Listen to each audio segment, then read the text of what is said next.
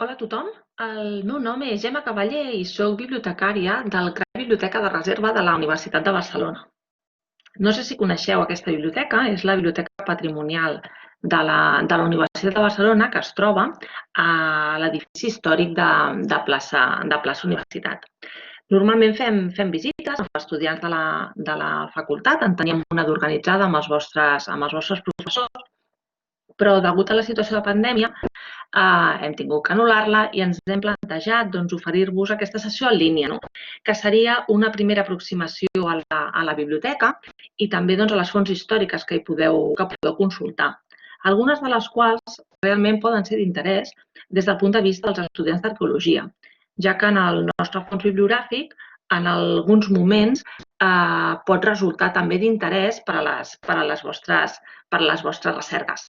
Compartiré la meva pantalla i farem un petit recorregut pel que és la biblioteca de reserva, d'acord? I també pels diferents tipus de fons que tenim i com aquests fons poden donar-vos suport al llarg dels vostres estudis. Vaig a compartir la pantalla amb tots vosaltres.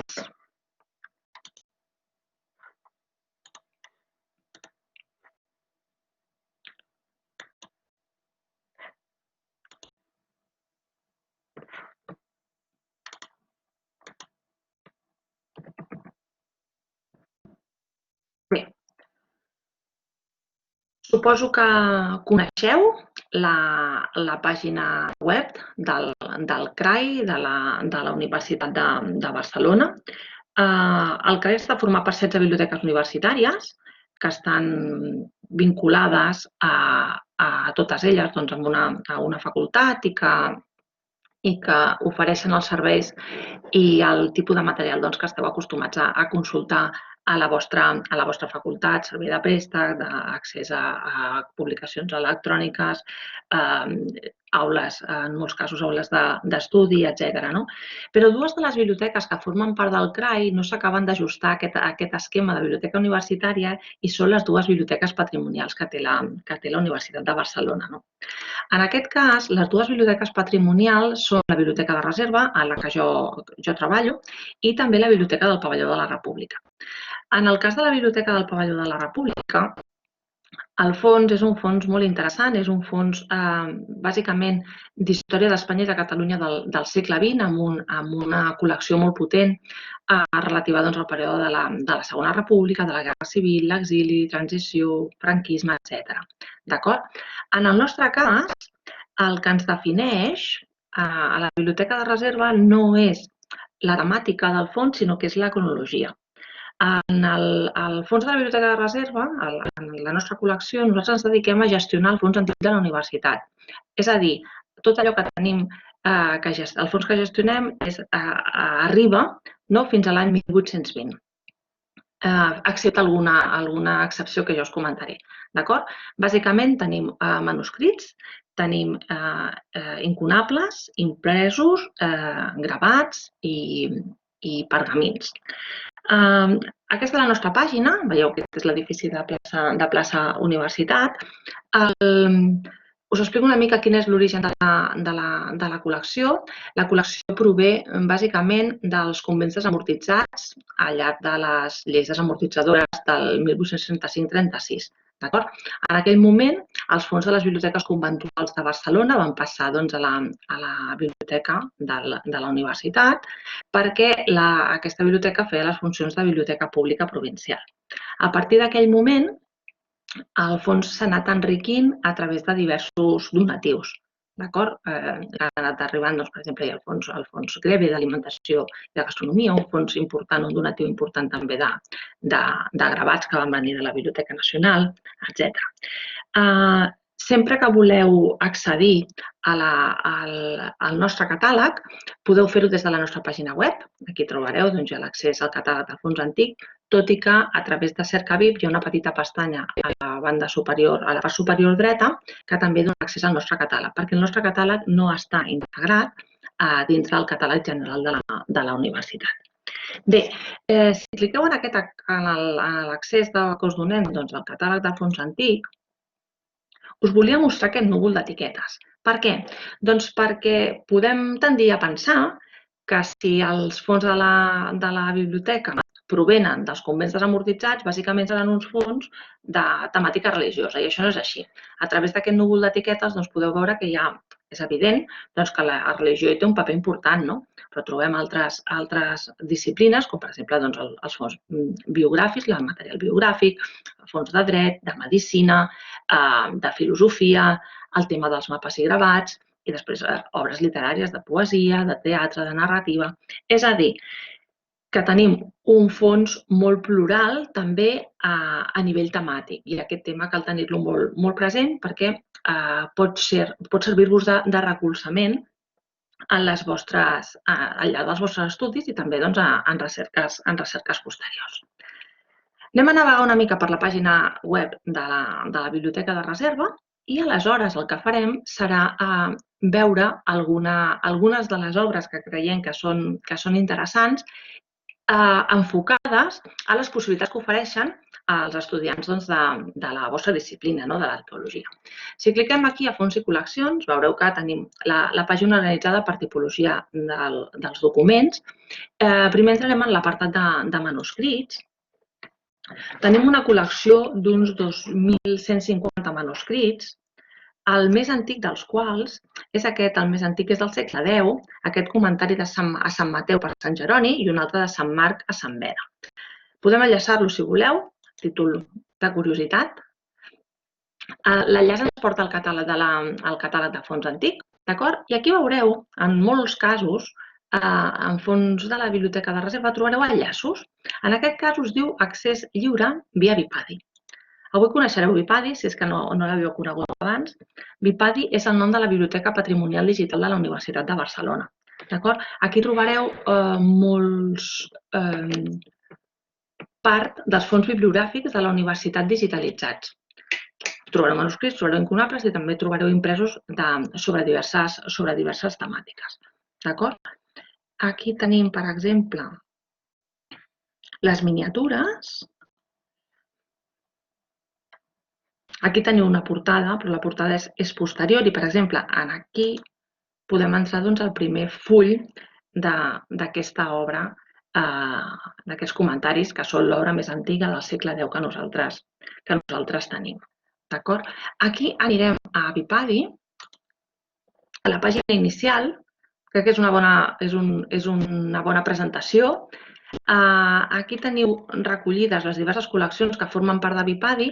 Anem incorporant col·leccions a mesura que va passant el temps sobre algunes temàtiques concretes. Per exemple, tindrem properes incorporacions sobre història, literatura, llenguatge, etc. I si cliqueu a dintre d'alguna d'elles, podreu localitzar, primer hi ha una petita explicació sobre el contingut de la col·lecció, i en aquest cas, per exemple, la d'astronomia, si cliquem aquí, trobarem que n'hi ha 172 obres digitalitzades. Ara entrarem a Vipadi a través del nostre catàleg, cercant catàleg de fons antic, buscarem una obra. Ho podem buscar directament a Vipadi, d'acord? Però jo prefereixo buscar sempre per catàleg. Aquesta miscel·lània científica, accedim via Vipadi, fent una mica el recorregut que hauríeu de fer vosaltres si estiguéssiu cercant una obra a catàleg. I aquesta miscel·lània científica l'hem escollit expressament per la vostra sessió. Era una de les obres que us volíem ensenyar també físicament. Per què? Doncs per la problemàtica de les miscel·lànies. A la fitxa, això no us ho he ensenyat i crec que és interessant abans d'entrar a Vipadi. Una miscel·lània és una obra que recull una compilació de textos diversos. Poden haver-hi textos dins de la miscel·lània, poden haver-hi també imatges. En aquest cas, per exemple, si veiem miscel·lània científica, el títol és miscel·lània científica i ens dona matèries, la guerra de successió, astrologia, astronomia, matemàtica, etc. Però aquesta obra, el seu contingut és molt divers. És a dir, que si nosaltres ens aproximem a una obra d'aquestes característiques només amb les matèries del catàleg, doncs perdrem contingut. Aquí veieu que hi ha una nota de conté, que el que fa és descriure tot el contingut que trobareu a dins de l'obra. Tot aquest contingut és recuperable, no buscant per paraula, per matèria, sinó per paraula clau dins del catàleg. Aquesta és una opció que és interessant que conegueu, d'acord? Perquè tot el que està aquí buidat es pot recuperar si cerqueu per paraula clau. A què fa referència tot aquest buidatge tan llarg de contingut d'aquesta miscel·lània? Aquesta miscel·lània recupera tractats d'aritmètica, d'arquitectura, de geometria, d'astronomia i, a més, dibuixos, a més, gravats. I si xafardegem una mica per aquí, per exemple, perquè veieu la diversitat de material, és complicat perquè si la poguéssim fullejar seria tot més senzill.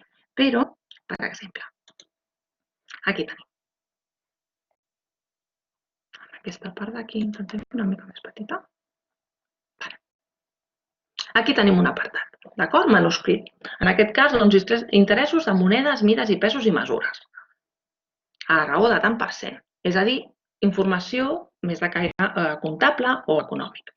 Si continuem avançant una mica i ens anem fins a la full 62, per exemple,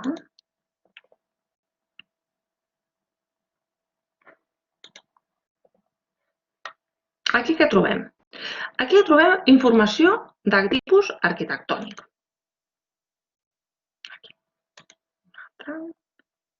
És a dir, la persona responsable de la compilació de la miscel·lània tenia interessos diversos. En aquest cas, per exemple, trobem reproduccions de columnes.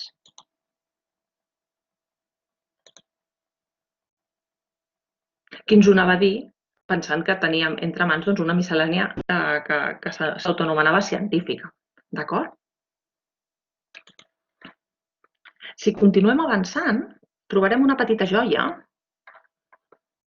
de gran valor per als arqueòlegs, com seria aquesta pàgina d'aquí.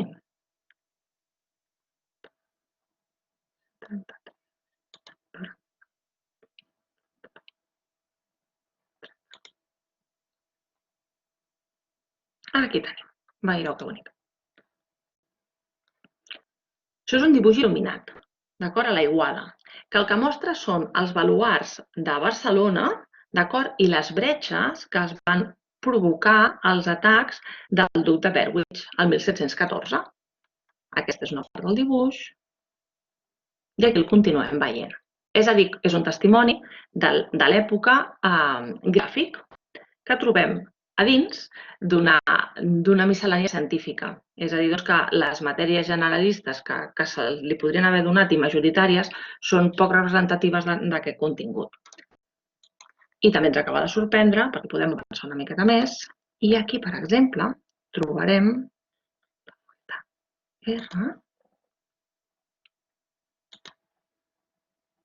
que també enquaderna dins de l'obra tot un seguit de gravats. En aquest cas, ja és una imatge del Doge, que seria la màxima autoritat de la República de Venècia, i al final, ara ho veiem molt petit, però al final de tot el que veiem és la plaça de Sant Marco. És a dir, el gravat, més enllà de la informació sobre el personatge en si, també ens ofereix informació sobre la plaça.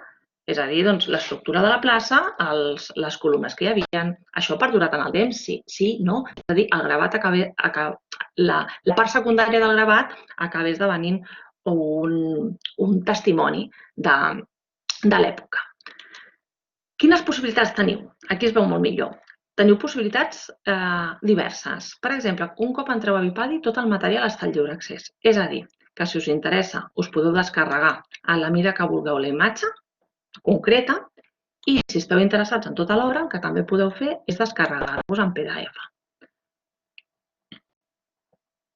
El que no podeu fer és descarregar-vos tota l'obra, és a dir, que es pot descarregar tota sencera però en blocs de 50 pàgines, d'acord? I és aquesta icona d'aquí que us ensenyo.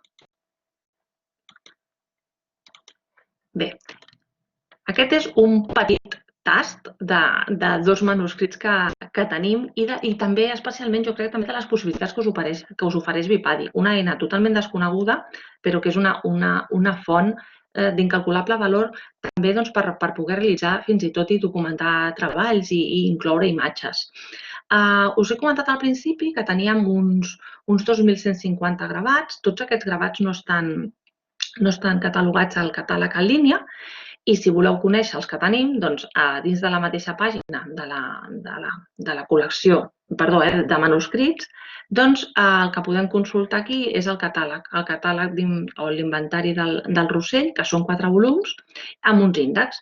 Aquest catàleg el que fa és relacionar un darrere l'altre tots els manuscrits que tenim.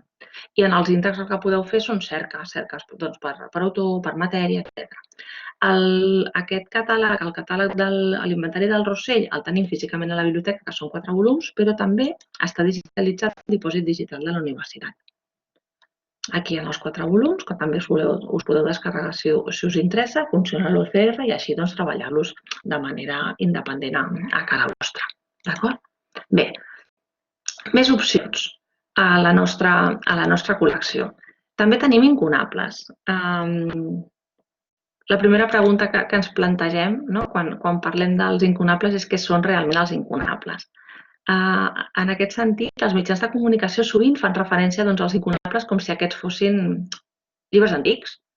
Aquesta biblioteca té molts incunables, o s'acaba de descobrir un incunable a la biblioteca X. Sovint hi ha una confusió important, que és que acabem identificant incunable amb llibre antic i valuós, i no és exactament així. Si us explicava al principi que gestionem el fons des de l'imprès més antic que té la Universitat de Barcelona fins al 1820, és perquè com a historiadors som coneixedors, com a arqueòlegs som coneixedors que hem de parcel·lem el temps i els períodes històrics en funció de criteris arbitraris que ens han de servir. En el cas de la periodització del nostre fons, s'estableix que l'any 1820, que és quan es tanca el que nosaltres considerem fons antic, és perquè hi ha el pas de la impremta manual a la impremta mecànica. D'acord? El mateix criteri, acabem utilitzant per intentar delimitar el que són els incunables. En aquest cas, també és un criteri artificial que s'ha decidit optar i consensuar. En aquest cas, els incunables són els llibres impresos des dels inicis de la impremta fins al 1500. Què significa això? Que un llibre imprès al 1501 és gairebé tan antic com un del 1500, però ja no és un incunable. D'acord? Els incunables, com que són els primers llibres impresos, tenen un valor especial. En el nostre cas tenim unes 830 edicions i aquests sí que estan tots catalogats. Podem mirar-ne algun, tornem al catàleg, d'acord? Veurem algun. En el nostre cas, per exemple, podríem mirar Onimela. A veure, si ens surt. Estem per aquí.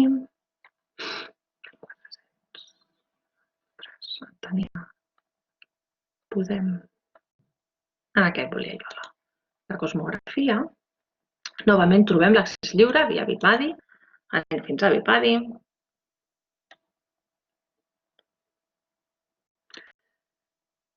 En alguns casos, heu vist, hi ha les miniatures a la part dreta. En d'altres casos no. L'objectiu és que les miniatures estiguin tots, però això no funciona en tots els casos, d'acord? En aquest cas, sabem que hem d'anar a la pàgina 5, ja ho tenia anotat. Aquesta seria la portada. És una portada molt bonica. Veiem que aquí té una callet inicial acolorida amb or. I un dels elements característics dels incunables és el fet que parteixen amb referents que són els llibres manuscrits. I els llibres manuscrits no s'assemblaven gens al que nosaltres entenem ara pels llibres impresos, perquè nosaltres cada cop que obrim un llibre el primer que trobem és l'autor, el títol i també el peu d'impremta, és a dir, la informació comercial. Això no succeïa en el cas dels manuscrits i els manuscrits eren, evidentment, el referent dels incunables. És a dir, que la majoria d'incunables comencen amb un text inserit moltes vegades dins de la caixa principal, és a dir, comencen ja directament amb el títol, sense necessitat de tenir una pàgina principal amb la informació comercial. Aquesta informació comercial normalment el lloc d'impressió, l'editor i l'any acostumen a estar al final de tot, en el que nosaltres anomenem el colofó. És a dir, que ara ens trobem davant del que seria una portada característica dels incunables. Si voleu, avancem una miqueta més. És una obra sobre geografia.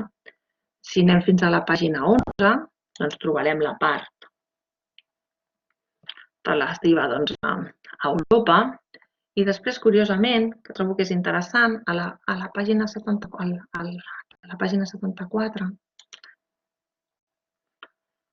es comença a parlar d'Hispània, d'acord? Veieu aquí els Pirineus.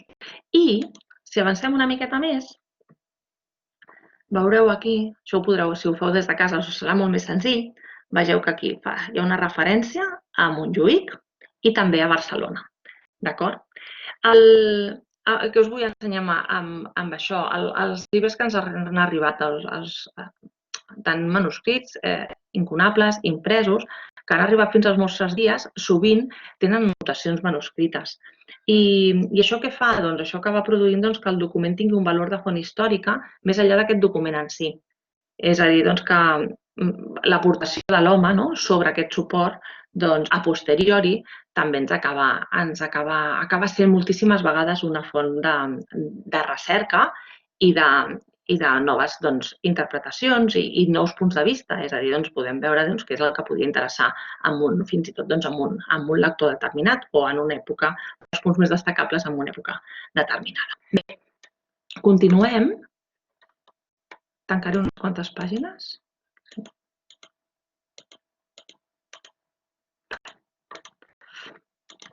Continuem ara amb una petita aproximació als impresos. De què estem parlant? A veure, estem parlant en el cas del fons dels impresos de prop de 120.000 impresos, que daten des del 1501, d'acord? Perquè recordem que el 1500 és el tall dels incunables, fins al 1820. En aquest cas, novament, ens tornem a trobar una mica amb la mateixa tessitura que amb el cas dels manuscrits. És a dir, no tots els impresos estan catalogats. Si alguna vegada voleu saber si tenim un imprès que no apareix a catàleg, doncs sempre ens podeu enviar, si voleu, un correu electrònic, ens podeu visitar si voleu, o enviar-nos un correu electrònic perquè tenim uns fitxers manuals on fem les comprovacions pertinents.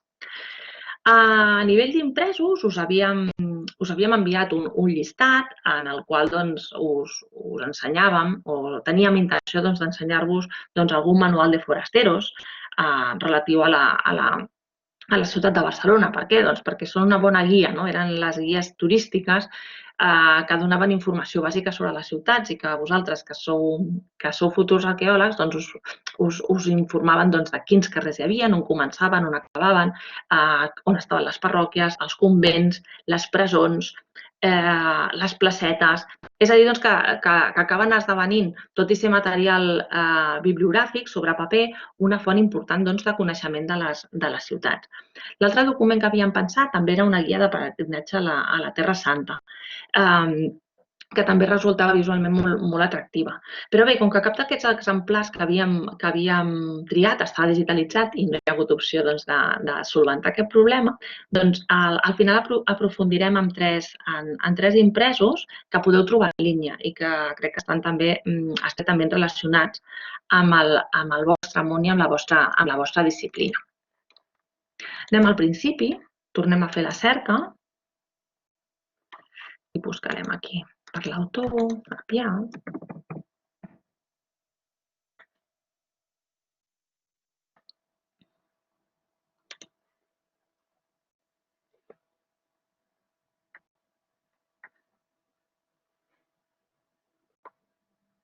Molt bé, i entrarem aquí.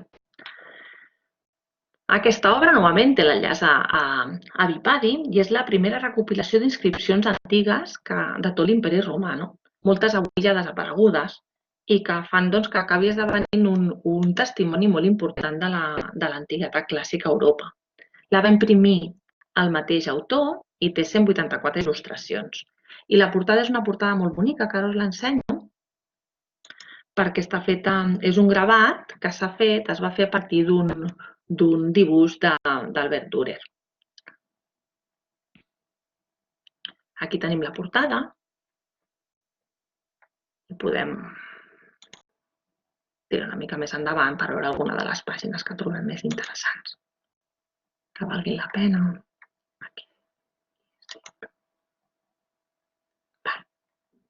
Per exemple, aquesta de 49, que era bonica.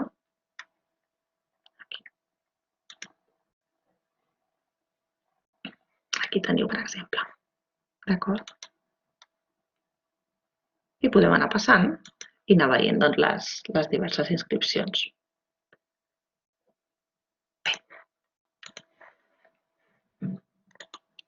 Una altra obra emblemàtica és la de Palladio. Esperem aquí.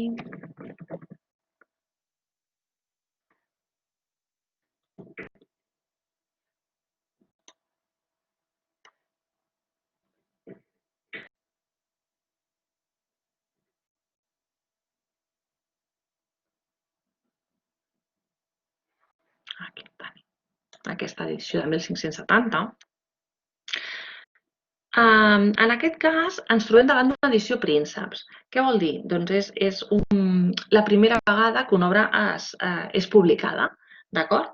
En aquest cas, Palladio, no sé si el coneixeu, va ser una figura clau del Renaixement italià, i en aquesta obra, que són els 4 llibres d'arquitectura d'Andrea Palladio, doncs el que fa és mostrar-nos des d'un punt de vista innovador l'estructura i aprofundeix en temes particulars i generals, com per exemple l'arquitectura domèstica, els edificis, les obres públiques de l'antiguitat, els temples. Aquell llibre va tenir un èxit totalment absolut i va ser editat, reeditat de nou i traduït a diferents idiomes. I és una obra emblemàtica. En aquest cas no la tenim digitalitzada a Vipadi, però tenim algunes imatges al Museu Virtual de la Universitat de Barcelona, que també val la pena veure. Aquí teniu la portada. Us recomano que feu aquesta visió de manera individual, si voleu, perquè és una portada arquitectònica molt bonica. Veieu, això era molt típic de l'època també. El títol, l'autor, totes les dades, el peu d'impremta aquí, tot un muntatge al voltant d'aquesta portada. I algunes de les imatges interiors, per exemple, de frontals dels edificis i també de les plantes.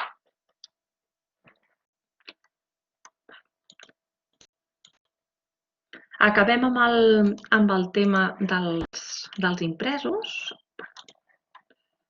Veurem l'últim. Per títol, a veure...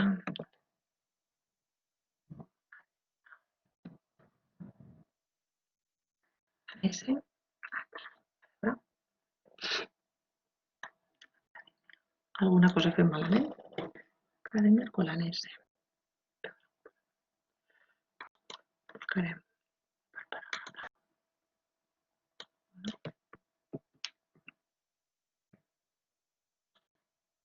I no buscaré directament.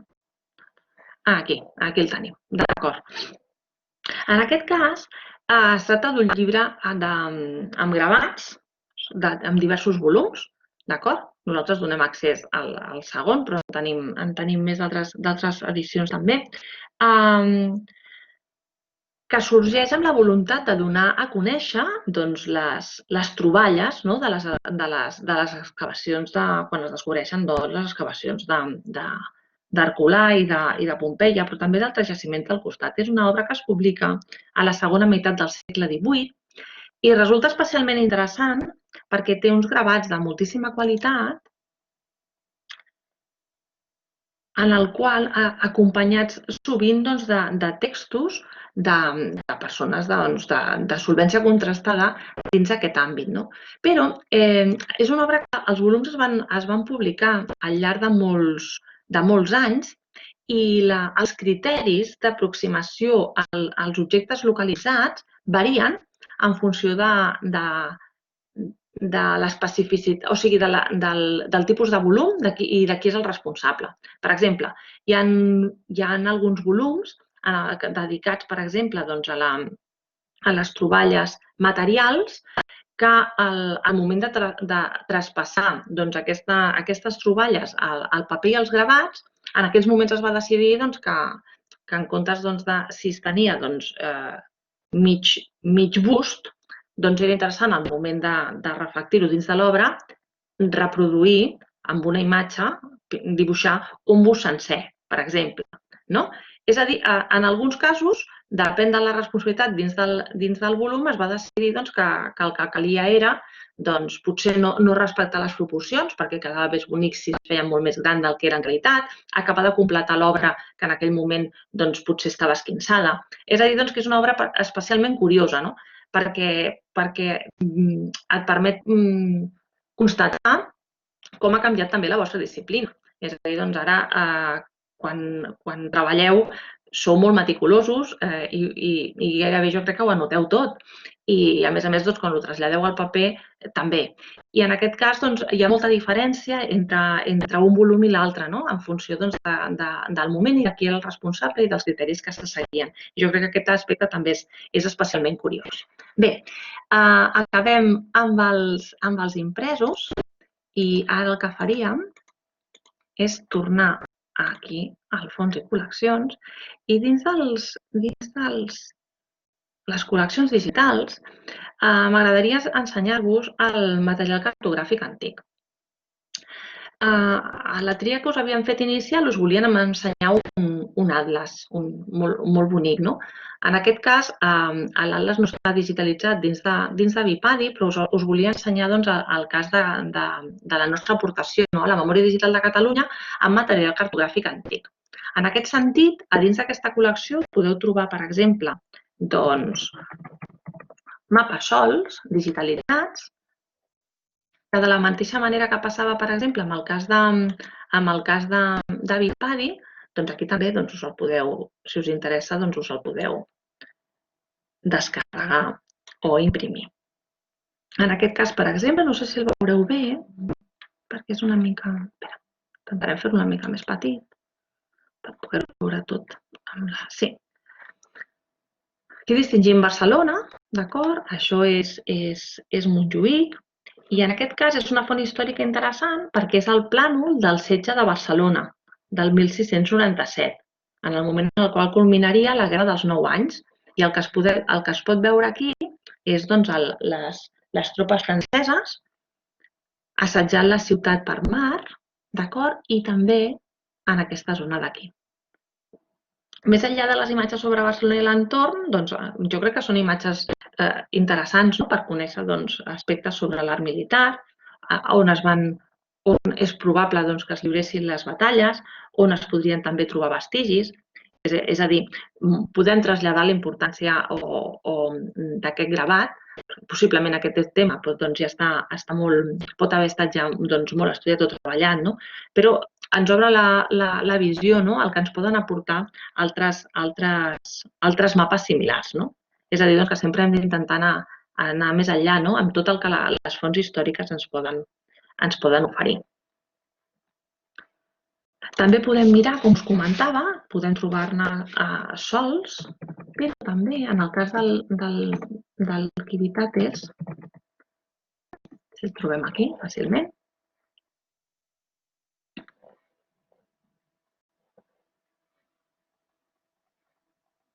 molt bé, aquí ens apareix en primer lloc. I aquest és un cas del que us comentava abans, és a dir, tenim mapes sols de manera independent i després tenim també obres senceres digitalitzades, com seria aquest volum d'activitats.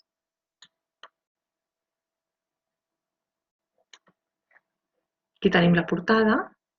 Veieu també el mateix estil que vèiem abans amb el llibre de Palladio, i són portades realment precioses. I a dins, avancem una miqueta, espereu aquí.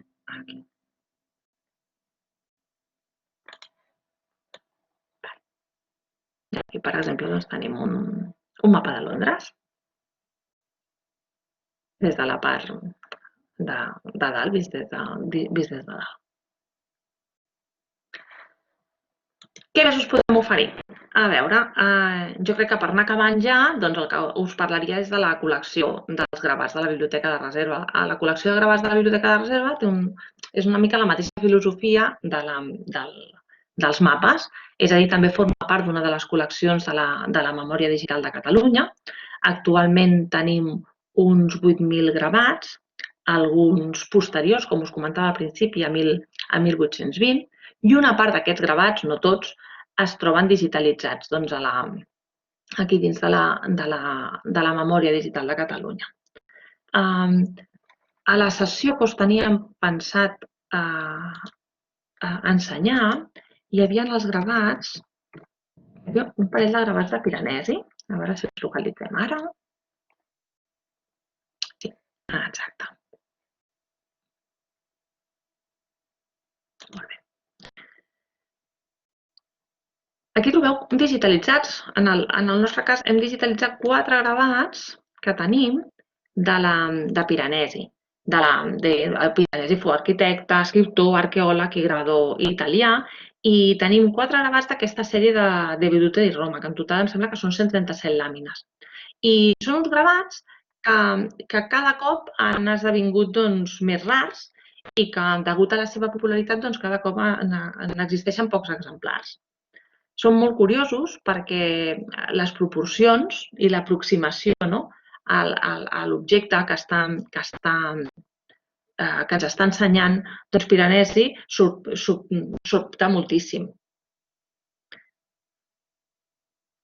Aquí en tenim uns aquests són de les termes de Dioclecià. És a dir, com a testimoni del passat, però en aquest cas, aquí, els termes de Tito. Amb una part més fantàstica, també. Aquí les tenim, per exemple. Fixeu-vos la gent que petita que és, les estructures són molt grans, aquesta profunditat, etc. I també podem trobar gravats sobre realitats més properes a nosaltres. Per exemple, mirem aquí si el trobem, aquest que busco ara. Sí. Per exemple, en aquest cas, com a arqueòlegs, us poden ser útils aquest tipus de gravat que tenim aquí. Intentarem fer una miqueta més petit perquè el veieu en tota la seva totalitat. Sí, així és més fàcil. Aquí el tenim. En aquest cas és un túmul, d'acord? Que es va erigir en honor a les víctimes de l'any 1800, de la guerra del francès, aquí a Barcelona. És a dir, que sovint els gravats poden acabar esdevenint testimoni de monuments que perduren. A vegades els monuments perduren amb modificacions i a vegades els monuments no perduren. És a dir, que aquests gravats acaben sent sovint font d'inspiració i de suport a determinades recerques, perquè ens acaben sent testimonis de quelcom que ja no existeix en el nostre entorn. També tenim, per exemple, aquest cas.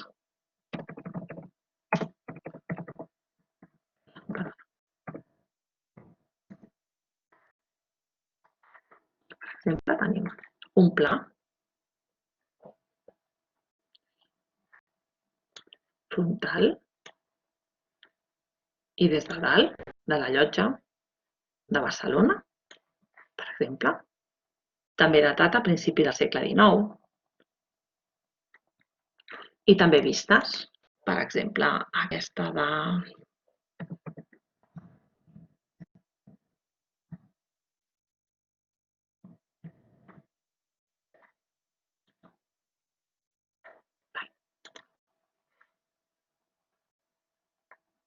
Recordeu abans que hem tingut aquella visió de Barcelona des de dalt a finals del 17, del 16, ara tenim una de Barcelona des de Montjuïc del segle XIX.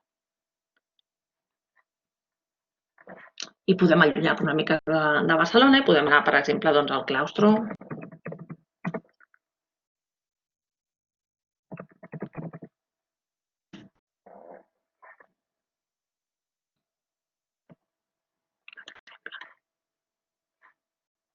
En aquest cas, per exemple, aquesta imatge també de com era el claustre de Montserrat a principis del segle XIX.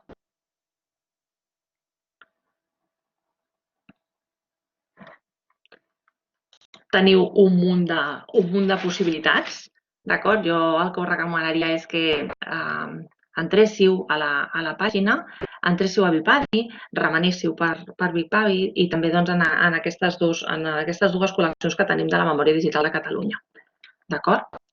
Ara us ensenyaré també aquí a la nostra pàgina inicial que tenim el blog.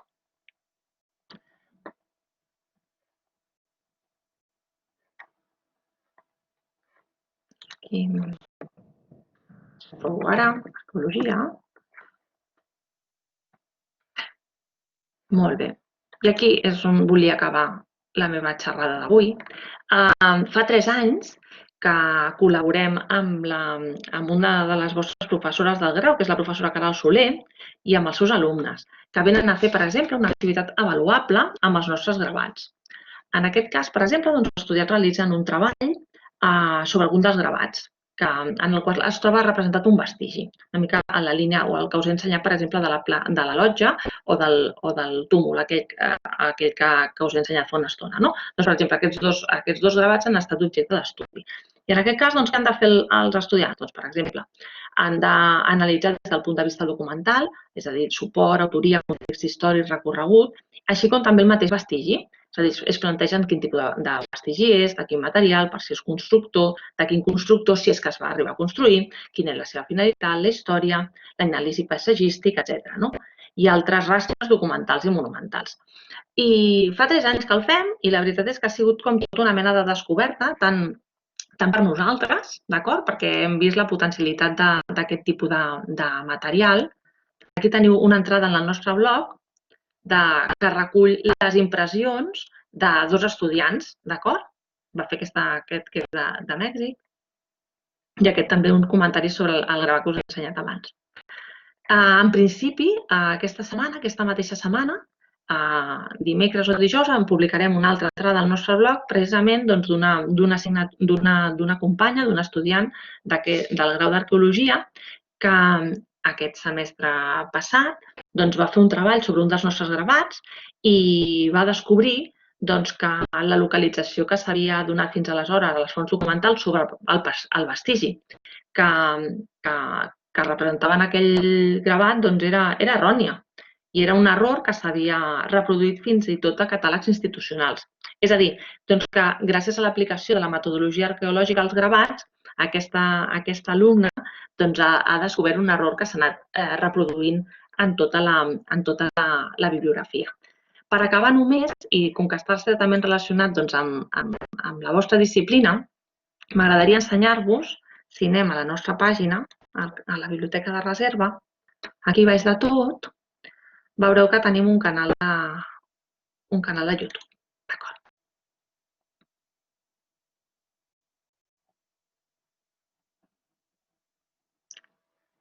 Fa un any vam gravar aquest vídeo. Aquest vídeo és d'un estudiant d'arqueologia, d'aquesta pràctica, que possiblement fareu o no, si continueu amb el grau i si feu aquesta assignatura, però que una de les estudiants explicava el xoc que li havia suposat, que com a futura arqueòloga la fessin anar a una biblioteca a consultar i a treballar sobre un document bibliogràfic, un material escrit, gràfic, però sobre suport paper, i el resultat de tota aquesta experiència que la va sobtar.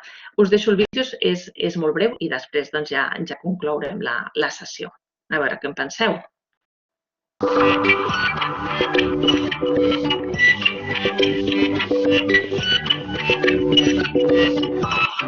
Em dic Maria i vull explicar la meva experiència a la biblioteca de reserva. Vaig venir perquè una professora ens va quasi mig obligar per un treball treball, però la veritat és que va ser molt productiu. Primer lloc vam poder consultar, havíem de fer un treball sobre un gravat, vam poder consultar el gravat per internet, però després el profe ens va encoratjar a venir directament a la biblioteca de reserva i la veritat és que li agraeixo que ens obligués, perquè és molt diferent veure-ho a internet i poder tocar el paper en si, veure com està fet, veure si està ben conservat o no.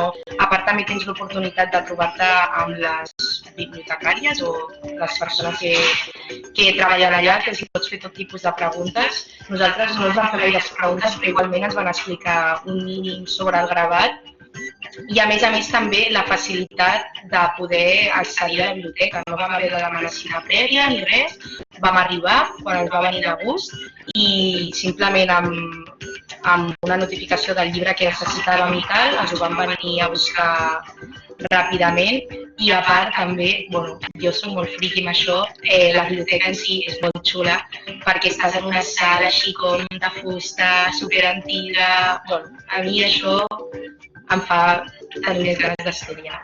I res més, en general va ser molt productiu i recomano a tothom anar a visitar la biblioteca de reserva.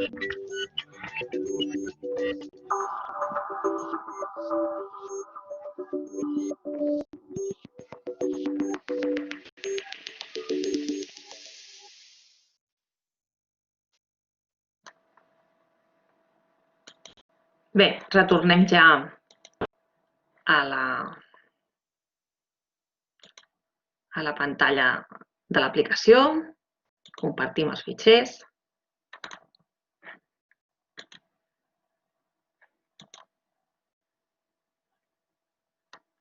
Bé, ja hem acabat.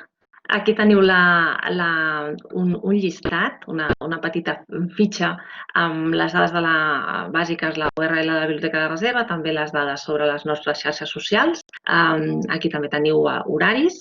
Ara estem en una situació excepcional. Si teniu qualsevol dubte, podeu enviar-nos un correu a Reserva, aquest correu que trobeu aquí, o en el meu, que apareix al principi de la presentació. Espero que hagueu trobat interessant la sessió. La nostra intenció hagués estat poder-nos veure en persona, però ja que no ha estat possible, jo crec que aquest petit tast us pot obrir una mica els ulls de les possibilitats que us ofereix el CRAI de la universitat, un fons a la vostra disposició en menys de 10 minuts de la vostra facultat. I bé, que us veieu ens agradaria que des del punt de vista, des dels ulls dels futurs arqueòlegs, veiéssiu també les possibilitats d'un fons bibliogràfic com a complement a la vostra vida acadèmica i també a la vostra recerca. Espero que ho hagueu trobat interessant i moltes gràcies.